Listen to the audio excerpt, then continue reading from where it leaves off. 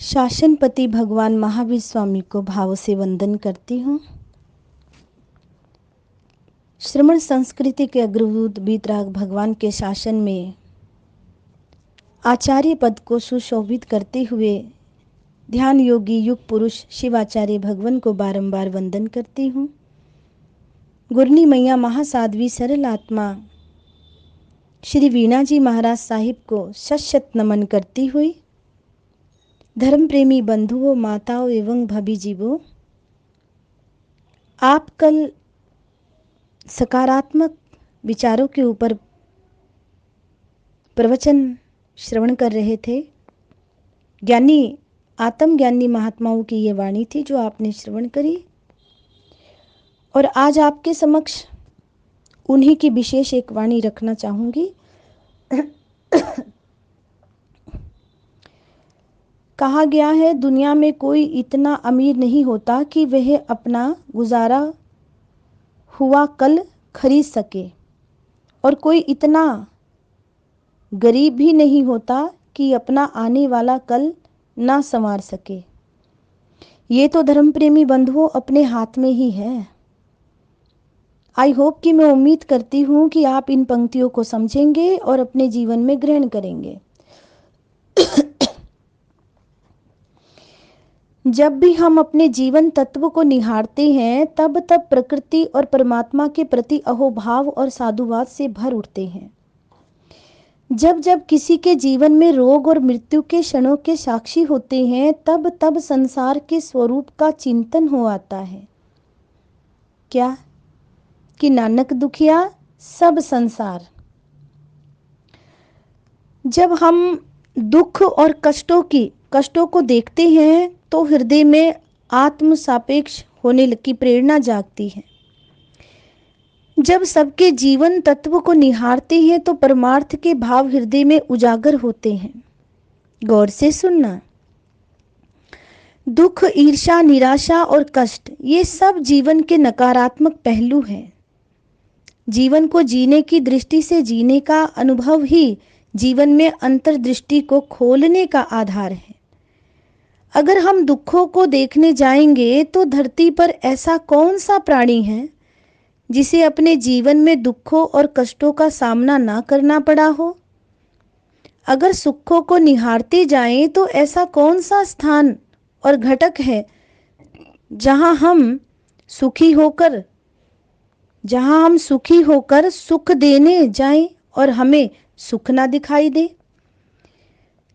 कांटों को निहारेंगे तो जीवन में कष्ट ही कष्ट दिखाई देंगे, और कांटों के ऊपर खिलने वाले गुलाब पर ध्यान देंगे तो जीवन में खिलावट ही खिलावट नजर आएगी।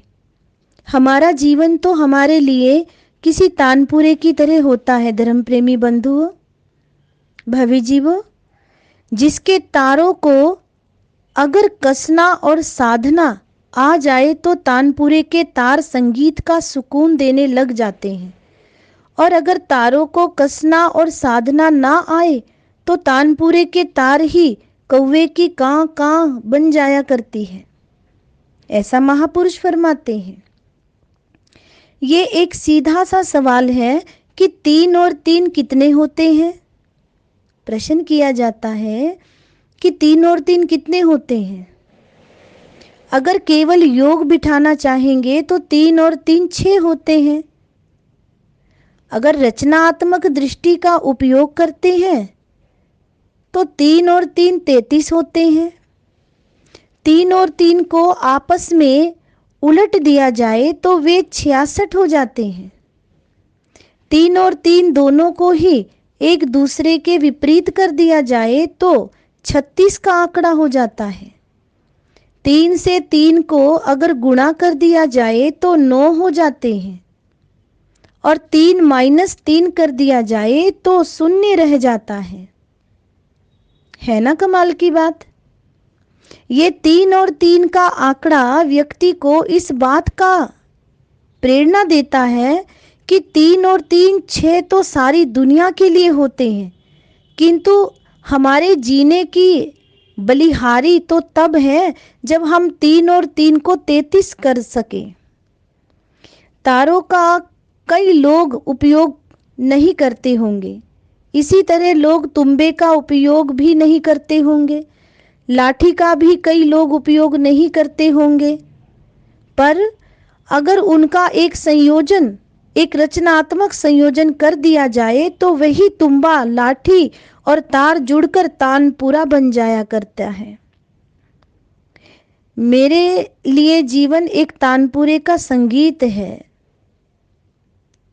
जब हम अपनी सांसों के साक्षी होते हैं, जब हम अपने श्वास के साक्षी होते हैं, तब वह उतना ही सुकून देह होता है जितना कि किसी तानपुरे के संगीत को सुनना। जब हम अपने चित्त की अनुपश्यना करते हैं, सुदर्शनीय चित्त के साक्षी होते हैं, तो महापुरुष फरमाते हैं तो उसे देखना भी वैसा ही होता है जैसा कि इस सारे जगत को देखना। जैसे संसार में पहाड़ है, नदियां हैं, नाले हैं, पंछी हैं, गुलाचे खाते हुए हिरन हैं, गुटर गू करते कबूतर हैं, चहचहाट करती चिड़ियाएं हैं, दहाड़ते हुए शेर हैं, डंक मारने वाले बिच्छू हैं, जहर उगलते सांप हैं, उसी प्रकार हम लोगों के चित्तों के भी यही हाल चाल है। हमारे चित्त में भी ऐसा ही संसार बसा हुआ है। जीवात्मा के चित्त में ऐसा ही संसार है। हमारा मन और चित्त भी ऐसे ही गुटरगू करते हैं, डंक मारते हैं। सोच लीजिए कि किस प्रकार डंक मारा करते हैं, कैसे डंक मारा जाता है। जहर उगलते हैं हमारे चित्त, तो हम कहाँ से अच्छे हो जाएंगे। बुरा सोचना यानी कि बुरे फल को पाना। गुलाचे मारते हैं हिरन की तरह और दहाड़ मारते हैं शेर की तरह। हम अपने अपने मन को पहचाने। ये बीतराग भगवान कहते हैं कि अपने अपने मन को पहचानो। अपने मन को, अपने आप को भीतर से सुव्यवस्थित करना ही आध्यात्मिक जीवन का सच है। व्यक्ति अपने जीवन के प्रति जीवन का वास्तविक नजरिया लेकर आए ताकि जीवन को जीवन के रूप में देखकर जीवन के जीवदायी परिणाम निकाल सके, तभी जीव दया हो सकती है। अगर हम केवल मृत्यु और देह की क्षणभंगुरता को ही देखते रहे तो हम संसार से उदासीन हो जाएंगे। और यदि हमने जीवन को जीवन की दृष्टि से देखा तो हम संसार में रहकर के भी कमल की पंखुड़ियों की तरह पूरी खिलावट के साथ अपना जीवन जी सकेंगे। जीवन 100 साल का हो सकता है, पर मृत्यु तो क्षणभंगुर में आ जाती है। वे एक ही क्षण में सारा काम तमाम करती है और चलती जाती है। यदि ये कहा जाए कि जीवन क्षणभंगुर है, तो मैं कहूँगी आप इस शास्त्र को बदल डालेंगे। जीवन क्षणभंगुर है और ये सत्य है, हम इसे झुठला नहीं सकते। जिंदगी की आखिरी घड़ी तक, जिंदगी के आखिरी क्षण तब जब लगे कि मृत्यु पास आ गई है, तो उस अंतिम क्षण तक आप जीवन का ऐसा परिणाम निकालते रहो जैसे कि तबले और तानपुरे में अंतिम क्षण तक संगीत निकालने का सामर्थ्य होता है। यही तो व्यक्ति की प्रज्ञा और बोध दृष्टि है कि उसने अंतिम क्षण को जान लिया। क्योंकि मृत्यु तो आएगी ही, लेकिन हम मृत्यु के आने से पहले अपने जीवन का महोत्सव मना चुके होंगे। हम अपने जीवन की दहलीज पर मृत्यु को दस्तक नहीं देने देंगे, वरन मृत्यु की बजाय मुक्ति को आमंत्रित करेंगे, मोक्ष को आमंत्रित करेंगे। मृत्यु तो कल होगी, किंतु हम अपनी मुक्ति को आज साध लेंगे, सुधार लेंगे, तो समझ लेना जीवन सार्थक हो गया। बोझिल मन से यदि हम नीचे से ऊपर भी आएंगे तो लगेगा कि परेशानी में पड़े हैं, पर उत्साह भाव के साथ कहीं भी नीचे से ऊपर जाना हो चाहेंगे तो बड़े से बड़ा पहाड़ भी हमें कठिन नहीं लगेगा।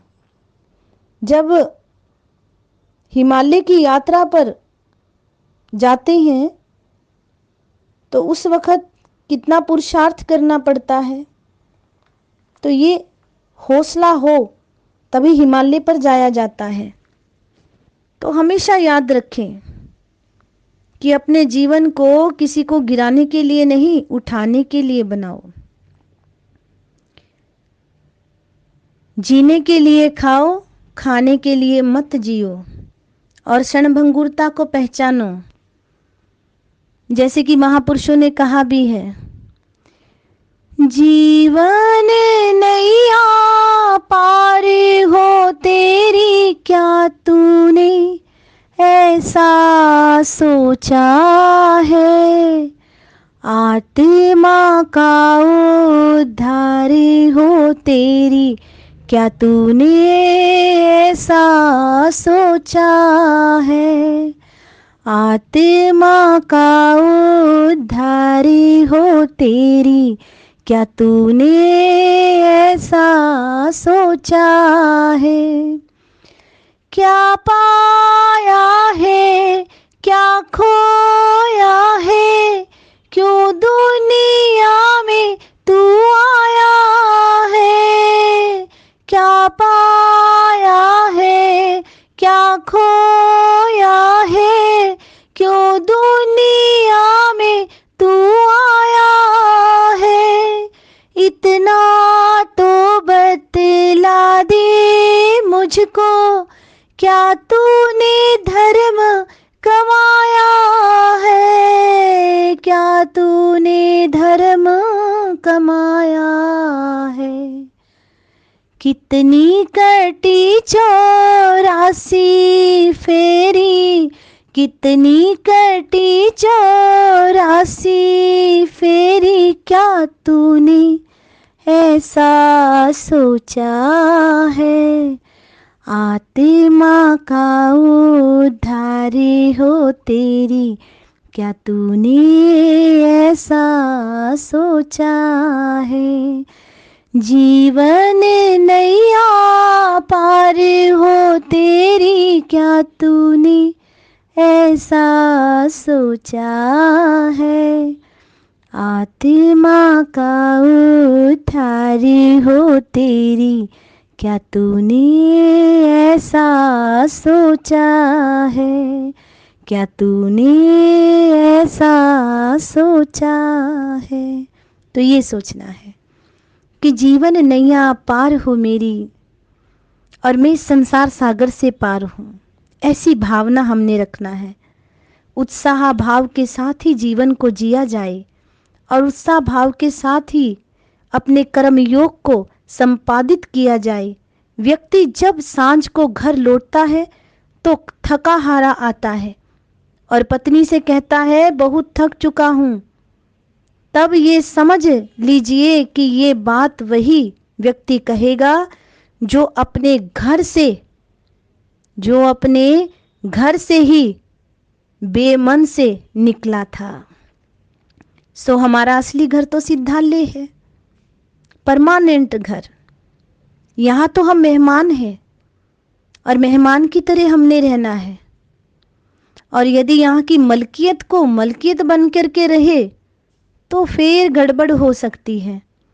इसीलिए धर्म प्रेमी बंधुओं, माताओं, भाभी जीवों, जीवन में गड़बड़ करने से पहले हैप्पी थॉट्स अपने अंदर रखिए और वीतराग भगवान की साधना में लीन रहने का प्रयास कीजिए। भावों को शुद्ध रखिए, सकारात्मक रहिए और प्रत्येक संत मुनि महात्माओं की वाणी को और वीतराग प्रभु की मूल वाणी को आप अपने हृदय में स्थान दीजिए। चंदन की चौकी बिछाइए अपने हृदय में और उसके ऊपर चारित्र का कपड़ा बिछा दीजिए और माँ जिनवाणी के एक एक शब्द को उस पे रखिए। शिक्षा पर एक एक शब्द को रखिए और फिर चिंतन कीजिए। चिंतन करते करते स्वतः ही आपको ये बात ज्ञात हो जाएगी कि आपको क्या करना चाहिए, कहाँ जाना चाहिए, किस प्रकार से रहना चाहिए। चाहे साधक है, साधिका है, चाहे कोई भी व्यक्ति प्रत्येक आत्मा है, जब तक सन्मार्ग को ग्रहण नहीं करेंगे तब तक आत्मा का कल्याण नहीं हो सकता। सन्मार्ग को ग्रहण करना है, सुमति को ग्रहण करना है, कुमति को त्यागना है। तो इस करके आज के ये वक्तव्य यहीं पर विराम लेती हूँ। आशा करती हूँ, आई होप कि आप इसमें से कुछ ना कुछ तो अपने जीवन में धारण करेंगे, और आपको करना भी चाहिए। श्रवण संस्कृति के अग्रदूत वीतराग भगवान की वाणी आप प्रतिदिन श्रवण कर रहे हैं। इन्हीं शब्दों के साथ विराम लेती हूँ। ओम शांति। जय महावीर।